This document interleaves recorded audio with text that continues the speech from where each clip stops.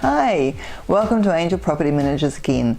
Now this time I'm going to share with you something you may not be aware of, and that is in August of 2016, which is just last year, there was a court case that went before the Supreme Court, and in that court it was decided, it was called the Osaki case, and it was decided that tenants would no longer be held accountable for accidental damage. Now the reason this came about is because a house caught on fire due to a person in the property leaving something to boil on the stove and went away to attend to their children. Now when the house was obviously severely damaged and there was an insurance payout in this instance, however the insurance company decided to take the tenants to the tenancy tribunal. Now the tenancy tribunal found in favour of the owner and the insurance company that the tenants were accountable under the Residential Tenancy Act for damage to the property. However, the tenants took this matter to the district court, where the district court found in favour of the tenants. Now this went backwards and forwards until finally it went through to the Supreme Court, or it might have actually been the Court of Appeal, where they decided that this was not an intentional situation, and that this was an accidental occurrence and that the tenant should not be held accountable for this. Now what does that mean to you as an owner?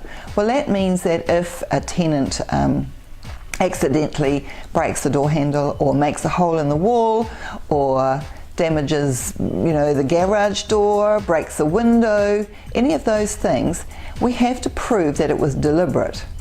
Now obviously they may say, oh, I slipped over and that's why there's a hole in the wall, or I slammed the door and that's why the frame is busted, and that's difficult to deny.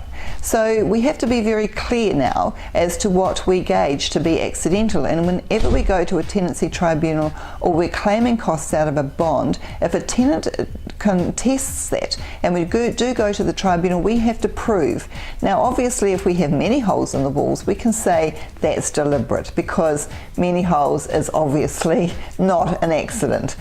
But if we have only one or two and a tenant claims they're accidental, chances are they're going to get off that and they're not going to have to pay for that. So this is something you as an owner need to be aware of. It is definitely now law.